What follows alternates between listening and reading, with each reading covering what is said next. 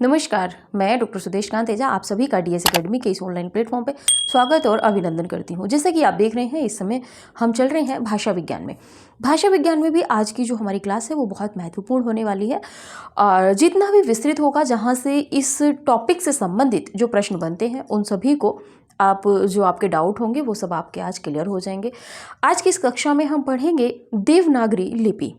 इससे पहले हमने भाषा विज्ञान के एक क्रमबद्ध रूप में तथ्यों को समझा है। आज की क्लास को शुरू करें उससे पहले हम आपको सूचित कर दें कि डीएस एकेडमी का जो नया बैच है वो चल रहा है। TGT, PGT, net, JRF, assistant professor के लिए आप अच्छी तैयारी करने के लिए आगामी आने वाली जो परीक्षाएं हैं उनमें एक सीट पक्की करने के लिए आप बहुत न्यूनतम शुल्क में अपना एडमिशन ले सकते हैं। साथ ही में डीएस एकेडमी की जो टेस्ट सीरीज चल रही है आप उसको भी ज्वाइन कर सकते हैं। डिस्क्रिप्शन में कॉन्टैक्ट नंबर है, क्लास के अंतिम में हम आपको कॉन्टैक्ट नंबर प्रोवाइड करा देंगे। जो भी अन्य जानकारी आपको लेनी होगी आप उस नंबर पे ले लीजिएगा। क्लासेस जो है वो बहुत विस्तृत और अवधारणात्मक हैं। इस बार कक्षाओं में बहुत ज़्यादा जो तार्किक है, तार्किक के साथ में ट्रिक के रूप में भी तथ्यों को तैयार कराया जा रहा है। तथ्य ऐसे दिए जा रहे हैं कि आपको क्लास में ही एक बार आप पढ़ेंगे, दूसरी बार आप चलते फिरते मतलब बहुत आसानी रूप में जब रिवीजन करेंगे तो आपके तथ्य तैयार हो जाएंगे। बहुत ही सरल रूप में इस बार जो कक्षाएं हैं वो हैं, विस्तृत तो है ही लेकिन साथ में सरल भी बहुत है बेसिक रूप में, और कुछ ट्रिक के माध्यम से जिस तरीके से आपको याद हो जाए उन तरीकों को भी इस बार फॉलो किया जा रहा है। जो भी बच्चे एडमिशन लेना चाहते हैं समय से आप एडमिशन ले लीजिए, क्योंकि फिर क्लासेस बहुत आगे बढ़ जाती हैं। चलिए बात करते हैं आपके आज की क्लास में।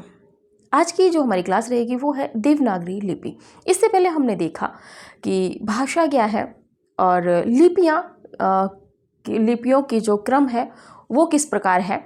इसके बाद में हमारी जो लिपि है, जो हिंदी की लिपि है वो क्या है। लिपि के संबंध में जो भी तथ्य हैं देवनागरी लिपि के संबंध में आप सभी को पता है कि जो हमारी संवैधानिक स्थिति के अनुसार भी अगर हम बात करेंगे तो 14 सितंबर को हिंदी दिवस मनाया जाता है, और ये जो एकमात्र हमारी जो लिपि है इसमें कई भाषाओं से भी देवनागरी लिपि में भी कई अन्य भाषाओं की लिपि देवनागरी मानी जाती है। ये सब आप पढ़ चुके हैं।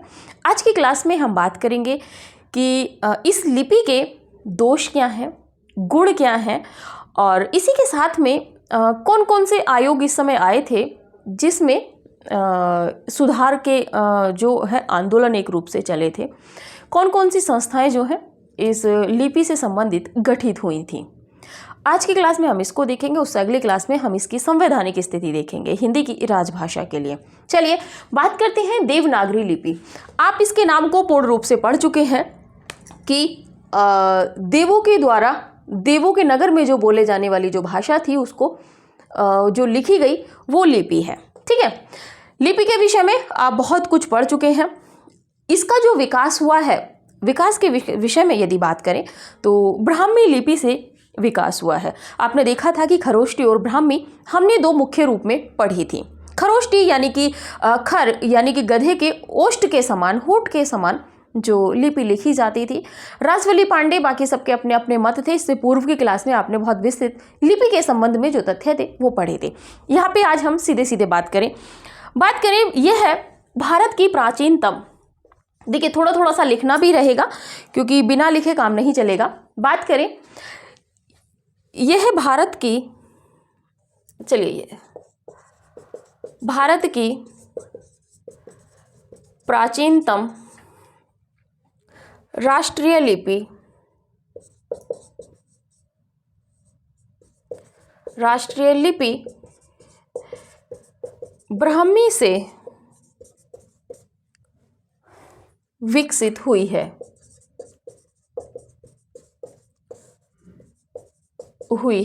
आपको पता है कि ये बाईं से दाईं ओर लिखी जाती है, आप सभी जानते हैं। यह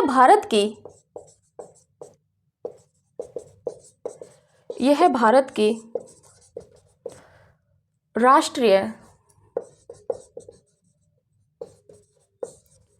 प्रधान लिपि है, जिसे संविधान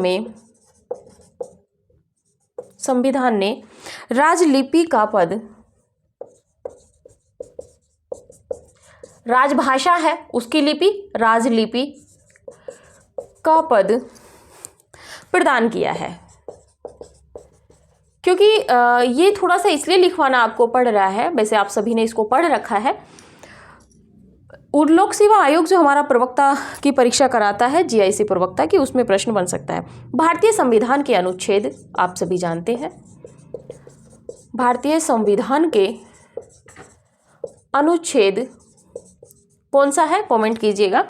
343 फर्स्ट, 343 से 351 यानी कि 9 में 343 के फर्स्ट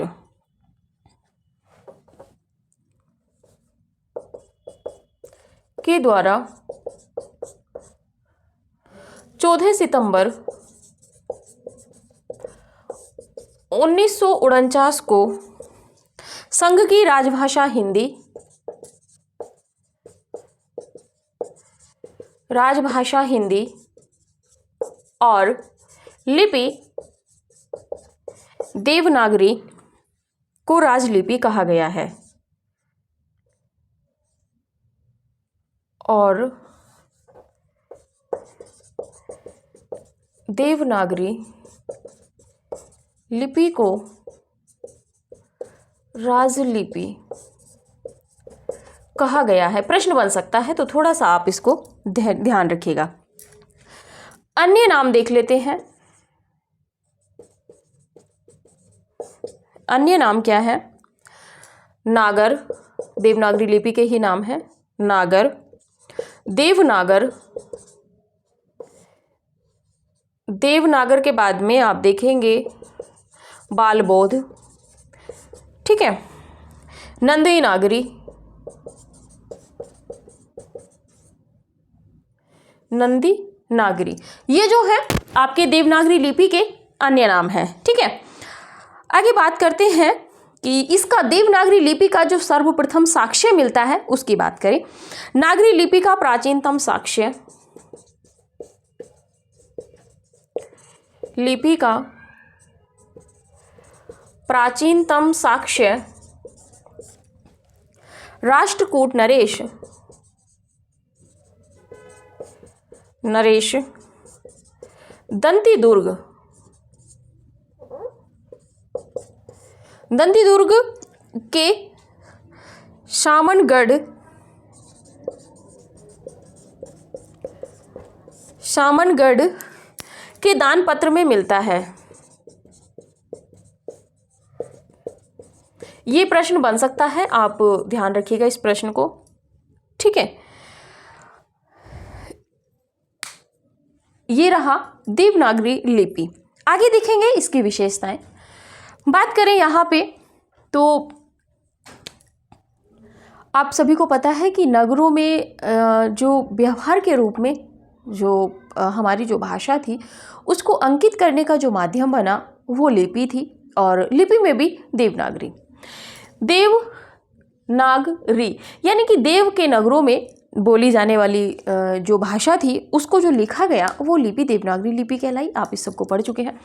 भारत की बात करें तो भारत की प्राचीनतम राष्ट्रीय लिपि ब्राह्मी, राष्ट्रीय लिपि कौन सी है? ब्राह्मी। और ब्राह्मी से विकसित कौन सी हुई है? आपकी देवनागरी। आप इसको पढ़ चुके हैं। यह भारत की राष्ट्रीय प्रधान लिपि है जिसे संविधान ने राजलिपि का पद प्रदान किया है। यानी कि राजलिपि की यदि राजभाषा की बात आएगी तो आपकी हिंदी रहेगी। हिंदी भाषा के लिए आप समझिएगा कि कभी भी यदि प्रश्न बनता है कि राष्ट्रभाषा है या राजभाषा है, अगर राजभाषा आपके विकल्प में ही नहीं है तब आप वहाँ पे राष्ट्रभाषा लगाएंगे, वरना आप राजभाषा लगाएंगे। यानी कि कामकाज की भाषा जो है वो आपकी हिंदी है। बात करें तो भारतीय संविधान के अनुच्छेद 343 के फर्स्ट के द्वारा 14 सितंबर 1949 को संघ की राजभाषा हिंदी और देवनागरी लिपि को राजलिपि कहा गया है। किसमें कहा गया है? तो 343 के फर्स्ट में। बाकी जो 343 से 351 तक के जो अनुच्छेद हैं, जो आर्टिकल हैं आपके, वो हम अगली क्लास में देखेंगे। यहाँ पे सिर्फ देवनागरी को पढ़ेंगे। अन्य नामों में बात कर ले तो नागर, देवनागर, बालबोध, नंदी नागरी, ये सभी देवनागरी लिपि के ही अन्य नाम हैं। ठीक है, आगे बात करें, नागरी लिपि का जो प्राचीनतम साक्ष्य है वो राष्ट्रकूट नरेश दंती दुर्ग के सामनगढ़ का जो दानपत्र है उसमें मिलता है। तो ये प्रश्न थोड़ा सा महत्वपूर्ण है टीजीटी पीजीटी असिस्टेंट प्रोफेसर जैसी परीक्षाओं के लिए। बात करें तो देवनागरी लिपि की विशेषताएं, अनेक विशेषताएं हैं लेकिन जो परीक्षोपयोगी दृष्टि से महत्वपूर्ण है हम यहाँ पे उन्हीं को पढ़ेंगे। ठीक है, थोड़ा सा तेजी से बढ़ेंगे।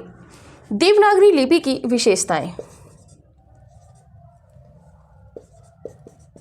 देवनागरी लिपि की विशेषताएं जो महत्वपूर्ण है उन्हीं को देख लेते हैं। यह वैज्ञानिक व आदर्श लिपि है। वैज्ञानिक का मतलब आप समझेंगे कि इसमें जो बोला जाता है वही लिखा जाता है, साइलेंट जैसा शब्द इसमें नहीं होता है। बात करें वर्णमाला का वर्गीकरण,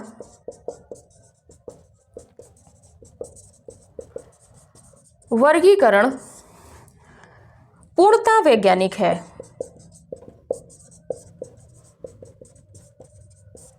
पूर्णतः वैज्ञानिक है।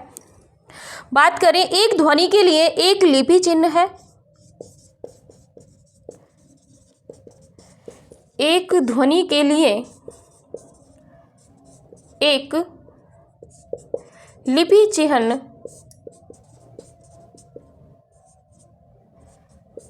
है। आगे बात करें भारत की अनेक लिपियों के निकट है। यह भारत के अनेक लिपियों के निकट है। आगे बात करें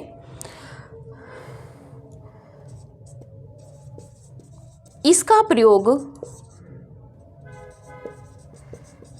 प्रयोग बहुत व्यापक है। आगे बात करें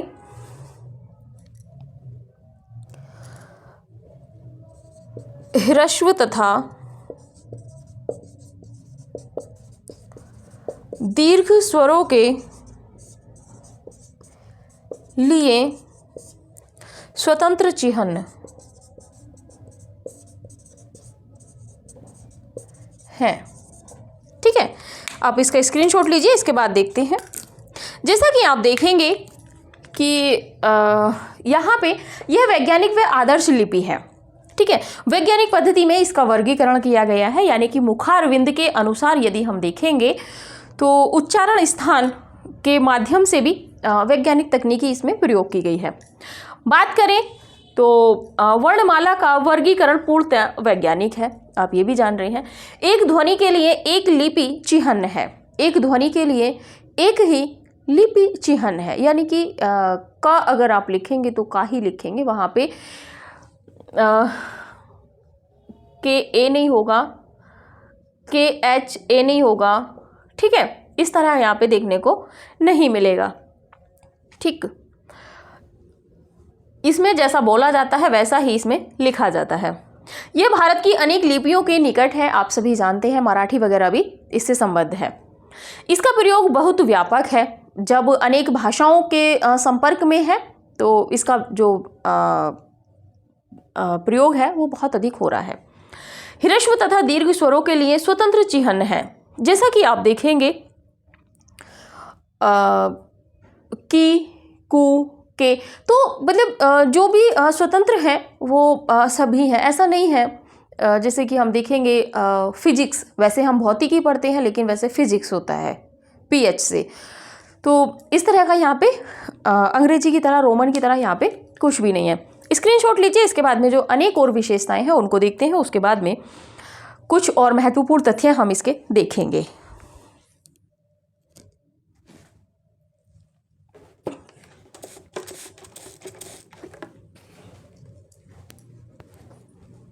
चलिए,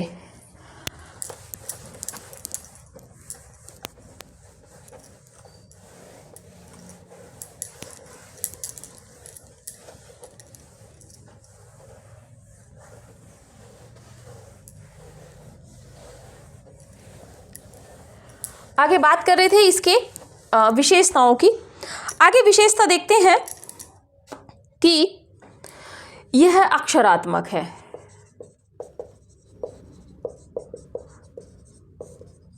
यह अक्षरात्मक है।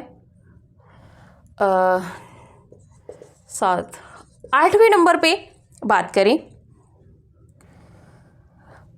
यह अक्षरात्मक है। जो बोला जाता है इसमें जो बोला जाता है वही लिखा जाता है।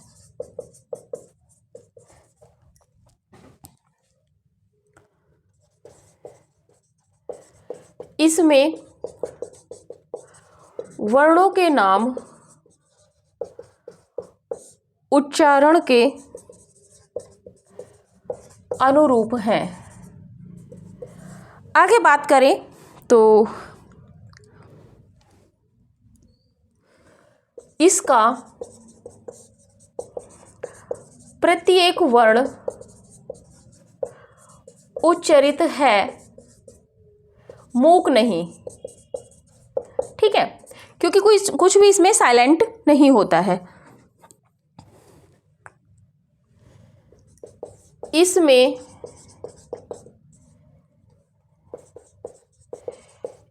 एक वर्ण के अंदर दूसरे एक वर्ण में दूसरे वर्ण का भ्रम नहीं होता। ये इसकी विशेषताएं हैं जो परीक्षा उपयोगी दृष्टि से अगर देखा जाए तो बहुत महत्वपूर्ण है। बात करें आगे, देवनागरी लिपि के दोष। देखिए, जहाँ पे कुछ अच्छाइयाँ होती हैं वहाँ पे कुछ कमियाँ भी होती हैं, खामियाँ भी होती हैं। वहीं इसकी भी कुछ जो हमारी लिपि है जिसको हम इस समय लिख रहे हैं, पढ़ रहे हैं, इसमें भी कुछ कमियाँ रही हैं। जैसे बात करें थोड़ा सा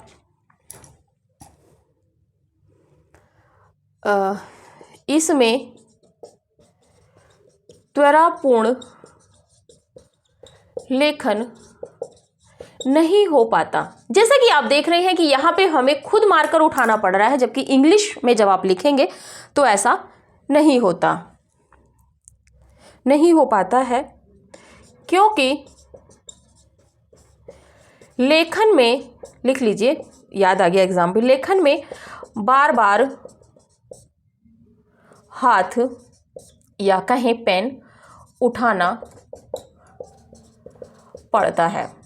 ये एक विशेषता थी, विशेषता में से ही विशेषता निकल गई है। दूसरे नंबर पे अगर बात करें तो अक्षरों की बनावट, अक्षरों की बनावट जटिल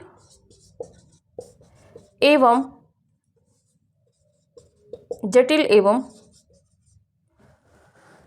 लिखावट श्रम साध्य है।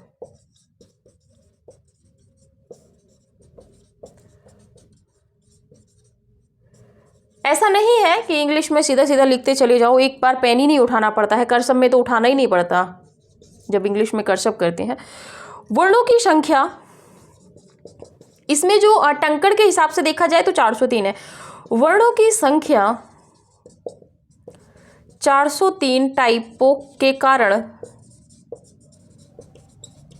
टंकण मुद्रण की समस्या, मुद्रण की समस्या इसमें होती है। 4th नंबर पे देखें तो अभी बहुत ज़्यादा बच्चों में समस्या रहेगी खा, रा और बा। कुछ बच्चे खा ही इस तरह लिखते हैं, और दूसरा क्या है, धा और घा इत्यादि ध्वनियों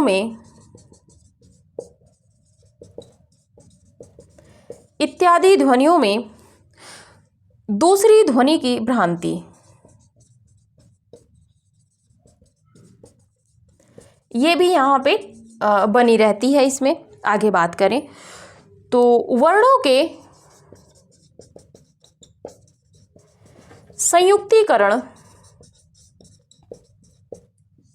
संयुक्तीकरण के प्रयोग को लेकर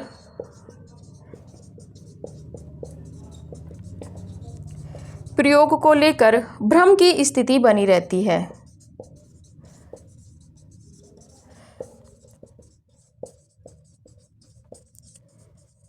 जैसे कि आप इसमें देखेंगे क्रम, कर्म, राष्ट्र, ठीक है। तो यहाँ पे जो भी समस्या है वो कृष्ण, जो भी समस्या है यहाँ पे राकी है, ठीक है। आगे बात करें तो नागरी लिपि में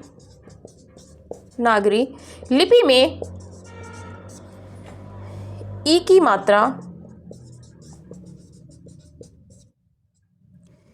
की मात्रा पहले लगती है,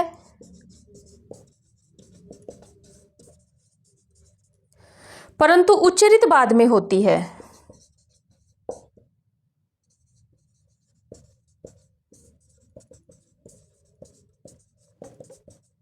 ये भी महत्वपूर्ण तथ्य है। एक और लिखिए, अनुस्वार व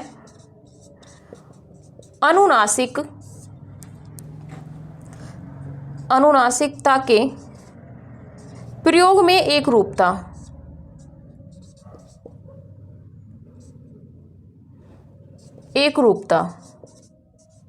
इसमें देखने को मिल जाती है, एक रूपता का अभाव, ठीक है। और यहीं पे आप लिख लीजिए 8वें नंबर पे अनावश्यक वर्ण आप देखेंगे रिरी, लिरी, ठीक है, या इस तरह के वर्णों का प्रयोग है। अगर 9वें नंबर पे आप देखेंगे तो है वर्णों को संयुक्त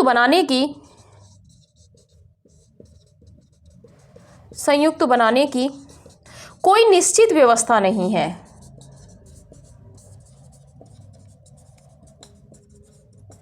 इसमें कोई निश्चित व्यवस्था नहीं की गई है। ये इसके विषय में थोड़े से महत्वपूर्ण तथ्य हैं। चलिए आप स्क्रीनशॉट लीजिए इसका। देखिए यहाँ पे बात की गई है, यह अक्षरात्मक है, ठीक है, यानी कि इसमें जो बोला जाता है वही लिखा जाता है।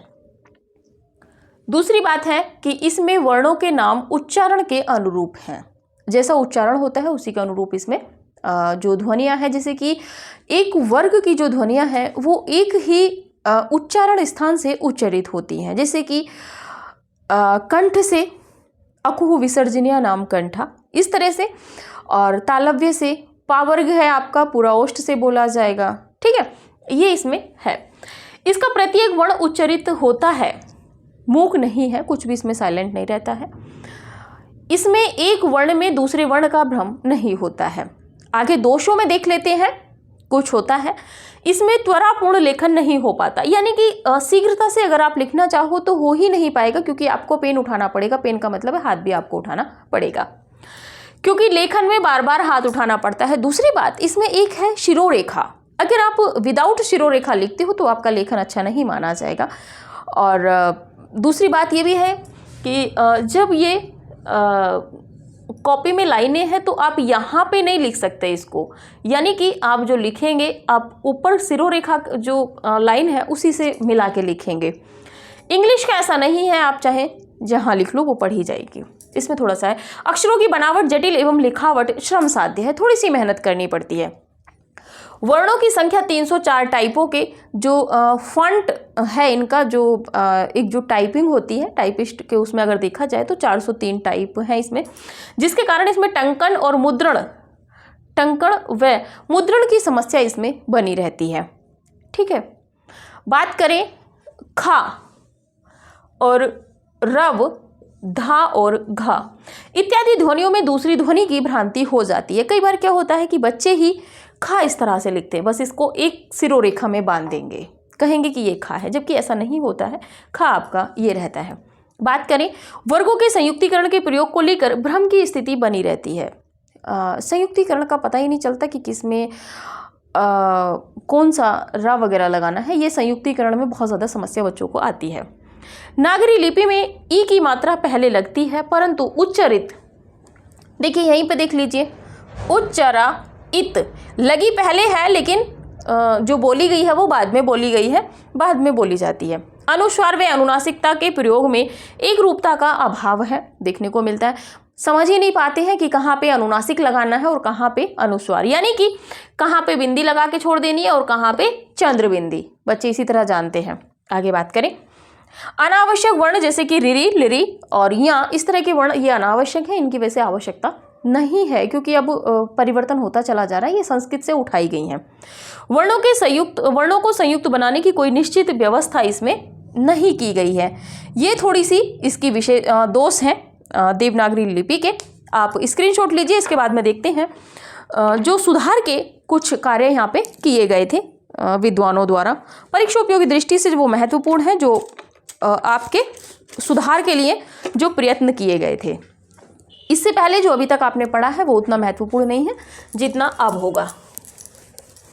यहाँ से प्रश्न बनता ही बनता है, जो अब आप पढ़ेंगे 5 मिनट में, बहुत ज़्यादा नहीं है, थोड़ा सा ही है, बहुत छोटे टिप्स में है। देखिए लाते तो जो भाषा की राजभाषा की जो संवैधानिक स्थिति है हिंदी की, वो भी इसी में ले आते, लेकिन क्लास बहुत बड़ी हो जाती, आपके मस्तिष्क से निकल जाते तथ्य, इसीलिए इस क्लास में लेकर आए हैं।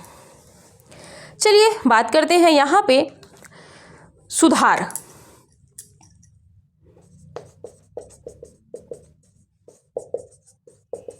देवनागरी लिपि में सुधार के प्रयत्न, अगर बात करें तो वैसे 3 रूपों में मुख्य रूप से हुआ है। एक आपका विव्यक्तिगत हुआ है, एक संस्थागत और एक प्रशासनिक। लेकिन हम यहाँ पे कोई क्रम नहीं डालेंगे, हम यहाँ पे सीधा सीधा रखेंगे। महादेव गोविंद रानाडे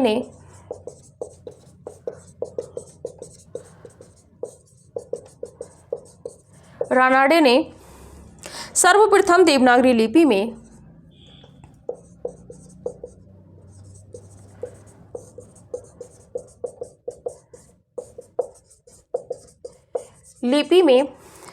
सुधार की योजना बनाई थी।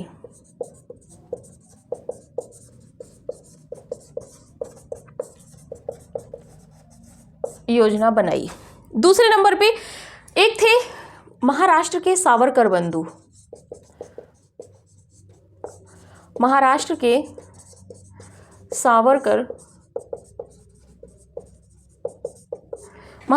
सावरकर बंधुओं ने सर्वप्रथम ए की 12 खड़ी का प्रयोग किया था।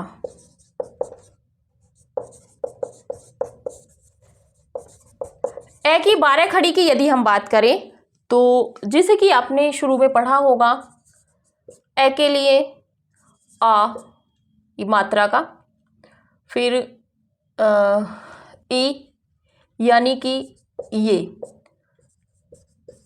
आई, एक तरीके से कहा जाए तो ये जो मात्राएं हैं इनको 12 खड़ी कहा गया है। ठीक है, तो इनका प्रयोग किसने किया था? आपके सावरकर बंधुओं ने। आगे बात करें तो तीसरे नंबर पे 1904 से 1926 के बीच की बात है में बाल गंगाधर तिलक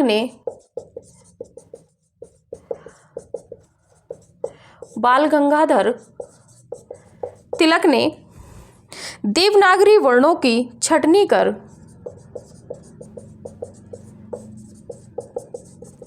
वर्ण की छटनी कर 190 टाइपों का 190 टाइपों का फॉन्ट बनाया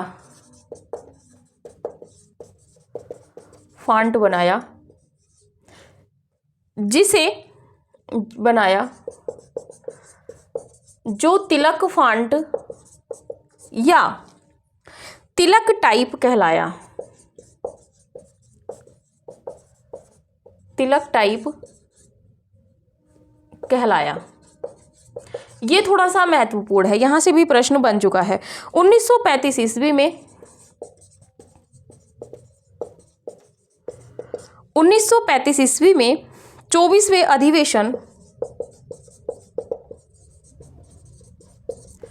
अधिवेशन कहाँ हुआ था? तो आपके इंदौर, मध्य प्रदेश में। इंदौर में राष्ट्रपिता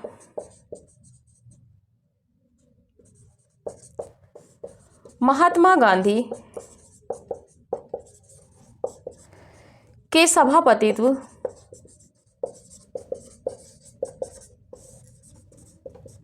नागरी लिपि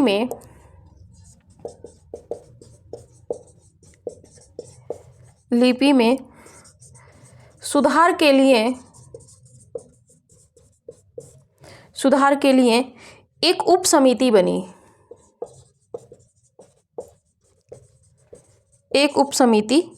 बनी जिसके संयोजक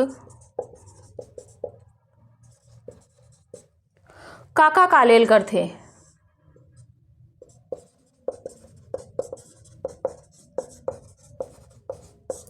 काका कालेलकर थे। ये भी थोड़ा सा महत्वपूर्ण है। आगे बात करें 5वें नंबर पे, श्याम सुंदर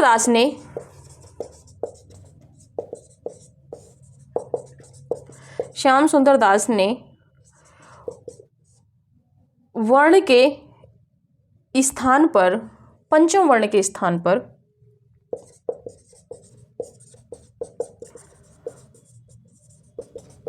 पर अगर बात करें तो स्वतंत्र यानी कि सर्वत्र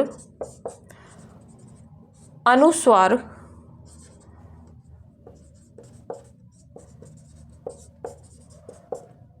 का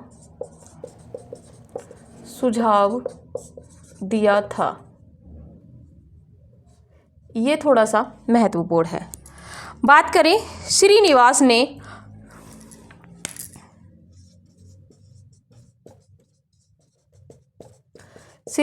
ने अवग्रह, ये जो होता है आपका एस की तरह,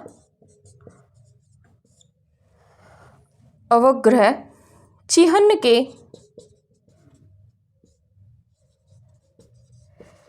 प्रयोग को अस्वीकार करने का निर्णय लिया। ये थोड़ा सा महत्वपूर्ण है। आगे बात करें तो उत्तर प्रदेश सरकार द्वारा आचार्य नरेंद्र देव समिति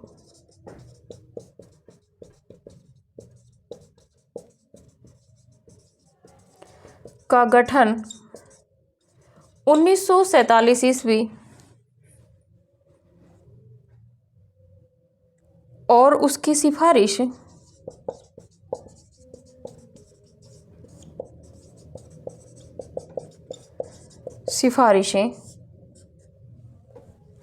नागरी लिपि सुधार से संबंधित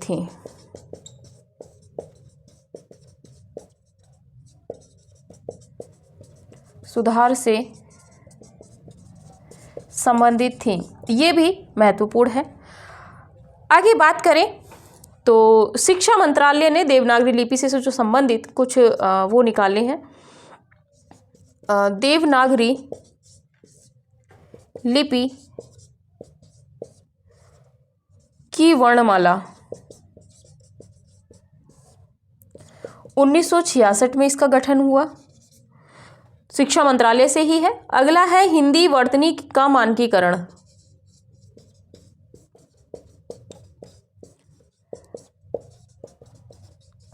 मानकीकरण 1967। इसी के बाद में है देवनागरी लिपि तथा हिंदी का देवनागरी लिपि तथा हिंदी वर्तनी का मानकीकरण। इसके समय की अगर हम बात करें तो 1983 ईस्वी है। ठीक है, ये है आपकी देवनागरी लिपि का जो भी विकास था उसके जो गुण थे, उसके जो दोष थे, और उन्हीं के साथ में बात की जाए तो उसकी जो उसमें जो सुधार करने का प्रयास किया था सभी ने अपने अपने अनुसार।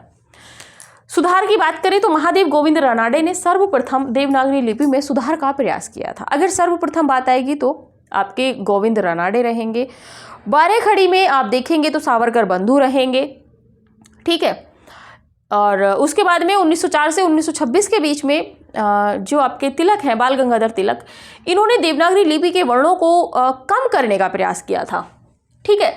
छटनी करके 190 टाइप, इससे पहले आप 403 पढ़ चुके हैं, तो उसमें से 190 टाइप को इन्होंने लिया, और उससे आज के टाइम में जो हमारी जो टाइपिंग होती है, जो मुद्रित होती है, जो प्रेस है, उन सब में 90 टाइपों का ही किया जाता है। इसीलिए इसको तिलक फॉन्ट या तिलक टाइप भी कहा जाता है।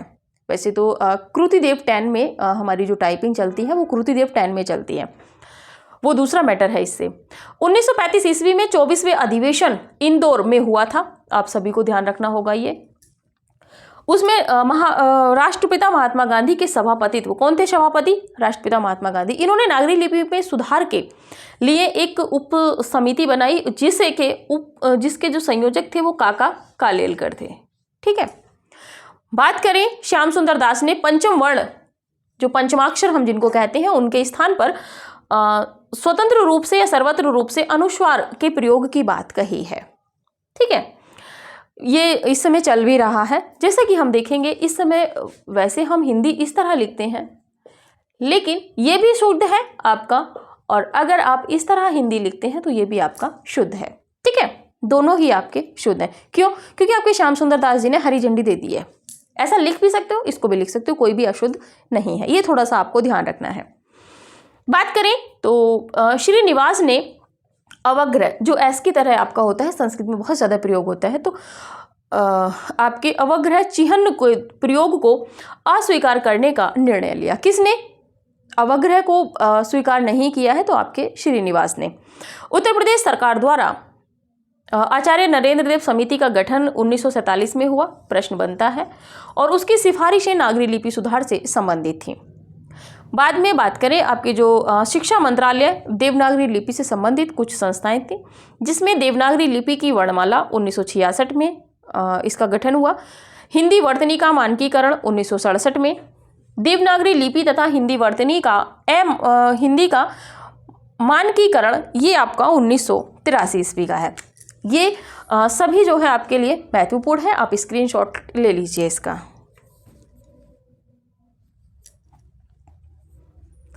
चलिए, अभी की जो क्लास है आपकी वो यहीं पे तक रखते हैं। 9568802463 जिन भी बच्चों को एडमिशन लेना है या टेस्ट सीरीज ज्वाइन करनी है वो 9568802463 पे कॉल करके समय से ही आप अपना एडमिशन ले लीजिए। और दूसरी बात आपको हम कहें आपसे कि अगर इस चैनल पे आप पहली बार जुड़ रहे हो, इस तरह की क्लासेस आपको चाहिए, तो आप चैनल को सब्सक्राइब कर लीजिए। इसी के साथ में जब आप क्लास लेते हो तो क्लास को थोड़ा शेयर भी कर दिया कीजिए, क्योंकि ये क्लास पब्लिकली है, आप चाहें इनको शेयर कर सकते हो। तो जितना हो ज़्यादा से ज़्यादा दोस्तों में शेयर कीजिए। जो भी आपको उचित कमेंट लगता है कमेंट कीजिए, क्योंकि जितनी मेहनत के साथ में क्लासेज आपको इस समय दी जा रही हैं, उस तरह आप ना तो क्लास का रिस्पॉन्स हमें मिलता है, तो कहीं ना कहीं हताशा मुझे हाथ आती है। हालांकि हताश नहीं होती हूँ, फिर भी आपके लिए क्लासेज लेके आती हूँ। जो भी कैंडिडेट नए जुड़ रहे हैं चैनल को सब्सक्राइब कर लीजिए, और उसी के साथ में जो भी उचित कमेंट लगे, और क्लास को जब आप देखते हो तो लाइक कर दिया कीजिए, ताकि अगली जब क्लास आए तो आपको समय से नोटिफिकेशन मिल जाए। और साथ ही में व्हाट्सएप ग्रुप का लिंक भी इसमें शेयर किया हुआ है, आप उसमें भी ज्वाइन हो सकते हो। तो ठीक है, अभी की क्लास यहीं तक रखते हैं। आप सभी का धन्यवाद, मिलते हैं अगली क्लास में।